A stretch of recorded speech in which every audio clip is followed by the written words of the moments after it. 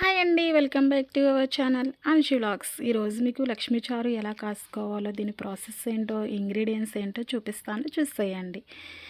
ఇదైతే తోటకూర, కరివేపాకు, ఆనియన్స్, అలాగే పచ్చిమిర్చి, బెండకాయలు. ఒక బెండకాయని 2 ముక్కలుగా అయితే కట్ చేసుకోవాలి. ఇంకా వంకాయలు. మా అమ్మ అయితే కట్టెల పొయ్యి మీద చేస్తుంది, అది ఎలాగో చూసేయండి. వీడియో స్కిప్ చేయొద్దు, లాస్ట్ వరకు అయితే చూసేయండి. ఇంకా లక్ష్మీ చారులోకి పప్పు తీసినటువంటి పచ్చి రొయ్యలు, ఇంకా లక్ష్మీ చారులోకి సపరేట్ కర్రీ చిన్ని చిన్ని చేపలు అనమాట. ఈ చేపల కర్రీ లాస్ట్లో చూపిస్తాను.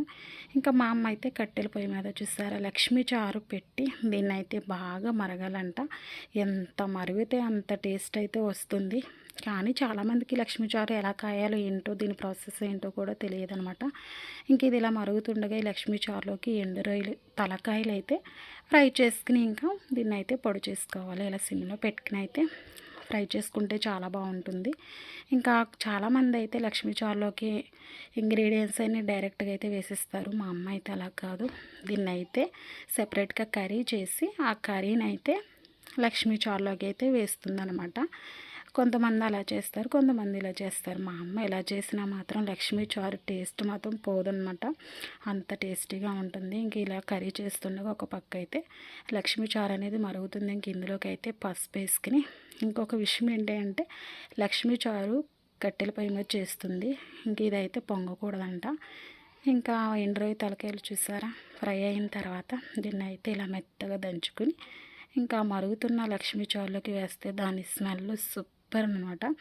కట్టెల పొయ్యి మీద చేస్తున్న లక్ష్మీ చారు టేస్ట్ వేరే లెవెల్ ఉంటుంది. ఇంక ఇది పాతకాల పద్ధతిలో అనమాట. చాలామంది ఇళ్ళల్లో అయితే లక్ష్మీ చారు చేసుకుని తినడం అయితే మానేస్తారు. కానీ మా ఇంట్లో అయితే మా అమ్మ అయితే ఎప్పుడూ చేస్తూ ఉంటుంది. నేను లాంగ్ వీడియో కాకుండా షార్ట్ వీడియో కూడా చేశాను లక్ష్మీ చారు కోసం. ఇంకా కర్రీ అయితే ఇలా మరుగుతున్న లక్ష్మీ చారులో అయితే వేసేసింది. ఎక్కువ శాతం లక్ష్మీ చారు అని మాత్రం అనరు, లచ్చిన చారు అని అంటారు, అదే ఊతపదం. ఇంక ఈ లక్ష్మీ చారు తినడం వల్ల మన ఆరోగ్యానికి చాలా మంచిది, ఇంకా తెలివితేటలు అనేవి పెరుగుతాయి. ఇంకా మాలాగే మీరు కూడా చాలామంది అయితే ఇలా కాసుకుని తింటున్నారా లేదో కామెంట్ అయితే చేయండి. ఇంకా లక్ష్మీ చారు చూసారా మరుగుతుంది, దాని స్మెల్ అబ్బా ఎంత బాగుందో.